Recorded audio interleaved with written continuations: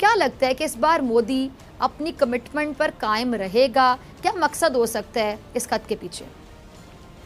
जी अस्सलाम वालेकुम। बहुत मेहरबानी डॉक्टर साहिबा, आपने जिस तरह अभी अपने इंट्रोडक्शन में कहा कि इस दफ़ा पाकिस्तान डे के हवाले से इंडियन प्राइम मिनिस्टर ने एक ख़त लिखा जिसमें उन्होंने पाकिस्तान डे पे मुबारकबाद दी पाकिस्तान के अवाम को। साथ उन्होंने अमन की ख्वाहिश का भी इजहार किया।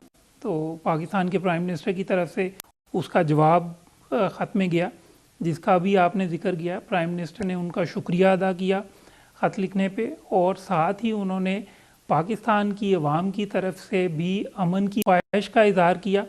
तमाम हमसाया ममालिक के साथ बेहतरीन ताल्लुकात, कॉपरेशन पे मुबनी ताल्लुकात की बात की। लेकिन साथ ही प्राइम मिनिस्टर ने यह भी कहा कि हम ये समझते हैं कि खित्ते में अमन के लिए ज़रूरी है कि तमाम आउटस्टैंडिंग इश्यूज़ की रेजोल्यूशन हो। और साथ ही प्राइम मिनिस्टर ने ये बात भी की कि एक एनेबलिंग एनवायरनमेंट, कंड्यूसिव एनवायरनमेंट ज़रूरी है ताकि एक मीनिंगफुल डायलॉग हो सके। क्योंकि हम ये समझते हैं कि जो भी डायलॉग हो वो रिज़ल्ट ओरिएंटेड हो, मीनिंगफुल हो, उसके लिए कंड्यूसिव एनवायरनमेंट का होना भी ज़रूरी है। जी डॉक्टर। सही सही, ठीक है। जनरल साहब आपकी तरफ आना चाहूँगी। आपने जाहिद हफीज़ साहब को भी सुना। अब सर ये जी क्या कोई बैनुल अक़वामी ताकत चाहती है कि जी पाक भारत ताल्लुकात किसी भी तरह बेहतरी की तरफ जाएं?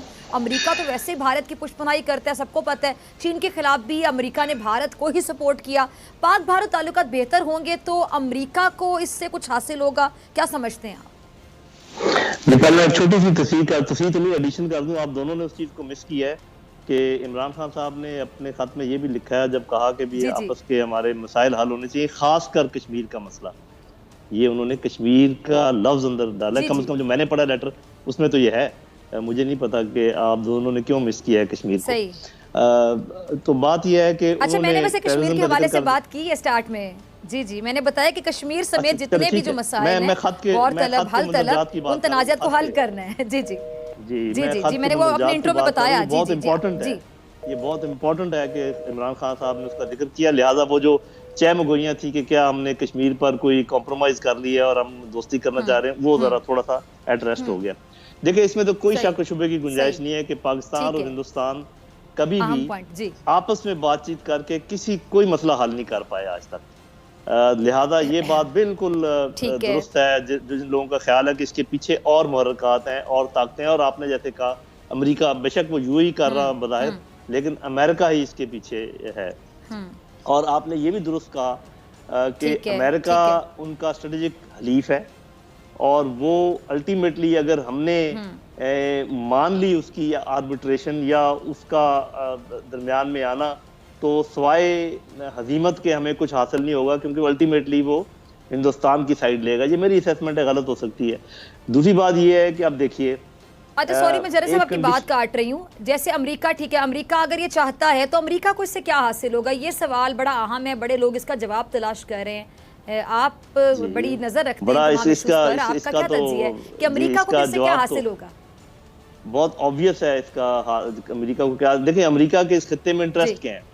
दो इंटरेस्ट हैं बड़े। एक तो चीन को एक सर्कमवेंट करना, उसके सामने बुलवाक खड़ा करना हिंदुस्तान का, और हिंदुस्तान की अगर फोकस पाकिस्तान की तरफ भी रहे, चीन की तरफ रहे, तो वो प्रॉब्लम है हिंदुस्तान को। फिर अगर हिंदुस्तान को प्रॉब्लम है तो वो अमेरिका को भी प्रॉब्लम है। दूसरी बात, अमेरिका जो नहीं कर सका अफगानिस्तान में खुद, अब वो गंदा काम, अगर मुझे आप इजाजत दें लफ्ज इस्तेमाल करने की, पाकिस्तान से करवाना चाहता है।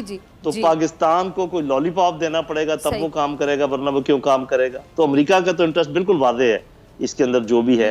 और हमें ये सोचना चाहिए कि देखें, कोई जुल्म सितम बंद नहीं हुआ मकबूजा कश्मीर में। जो वो डेमोग्राफिक चेंजेस लेकर आ रहे हैं उसमें कोई कमी नहीं हुई, कोई उसका जिक्र नहीं हुआ। जो मोदी ने जाके जो बांग्लादेश में बात की, उससे जाहिर है कि उनका रवैया क्या है। हमने तजारत शुरू करने का इंदिया दे दिया है, तो क्या हम जो चीखें हैं कश्मीरियों की, जो वहाँ पर रेप्स हैं, जो वहाँ पर चेंजेस आ रही हैं, उन सब को भूल कर ये सारा काम शुरू करेंगे?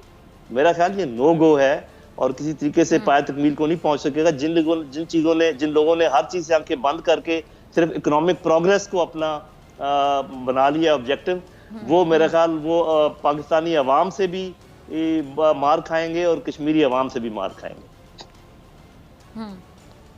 सही। अच्छा जाहिद साहब आपके तरफ आना चाहूंगी, एक अहम पॉइंट रेज किया है जनरल साहब ने, आपने भी सुना। अच्छा सी पैक के तनाजुर में अगर बात की जाए तो पाक भारत ताल्लुकात को आप कैसे देख रहे हैं, क्योंकि भारत को तो सी पैक बहुत खटकता है, भारत को हमेशा सी पैक पर बहुत तहफुजात थे और आइंदा भी रहेंगे। जी फिर मैं सबसे पहले तो इस पे बात करना चाहूँगा कि पाकिस्तान की जम्मू एंड कश्मीर डिस्प्यूट के ऊपर पोजीशन है। मैं ये समझता हूँ कि पाकिस्तान की जम्मू एंड कश्मीर डिस्प्यूट के ऊपर जो पोजीशन है उसमें बिल्कुल कोई तब्दीली नहीं है। हम ये समझते हैं कि that position is anchored in the United Nations security council resolutions. अब ये सिक्योरिटी काउंसिल रेजोल्यूशंस ये कहती हैं कि जी एक प्लेबिसिट होगा अंडर द यूएन ऑस्पिसेस और उसमें कश्मीरी अवाम को ये हक दिया जाएगा कि वो अपनी फ्यूचर का फैसला कर सकें। अब ये जो बातचीत का सवाल है, पाकिस्तान ने तो कभी भी बातचीत से इनकार नहीं किया। पाकिस्तान ये समझता है कि उसकी एक इंतहाई प्रिंसिपल्ड और मजबूत पोजीशन है। देखें निगोशिएटिंग टेबल से कौन राह फरार इख्तियार करता है? जो पार्टी ये समझती है कि उसकी पोजीशन वीक है।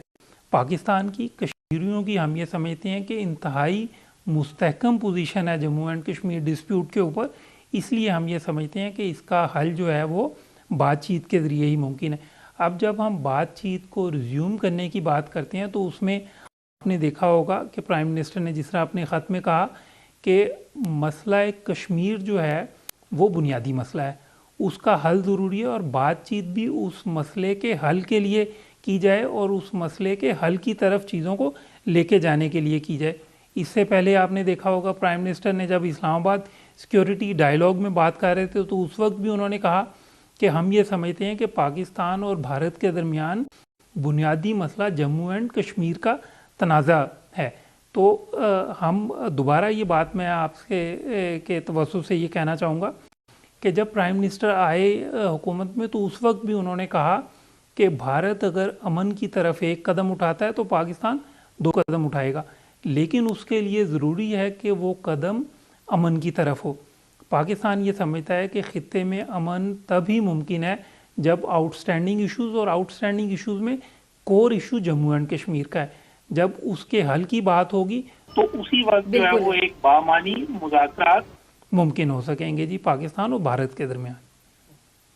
अब आपने बात की ठीक है। अच्छा जनरल साहब बड़ा अहम पॉइंट रेज, जी जी जी जी जाहिद साहब कंप्लीट कीजिएगा। जी जी आपने सी पैक के हवाले से बात की, उसमें हम ये समझते हैं कि सी पैक BRI का एक सिग्नेचर इवेंट है और ये ना सिर्फ पाकिस्तान के अवाम के लिए चाइना के लिए बल्कि पूरे खित्ते के लिए हम ये समझते हैं कि ये ट्रांसफॉर्मेशन लेके आएगा।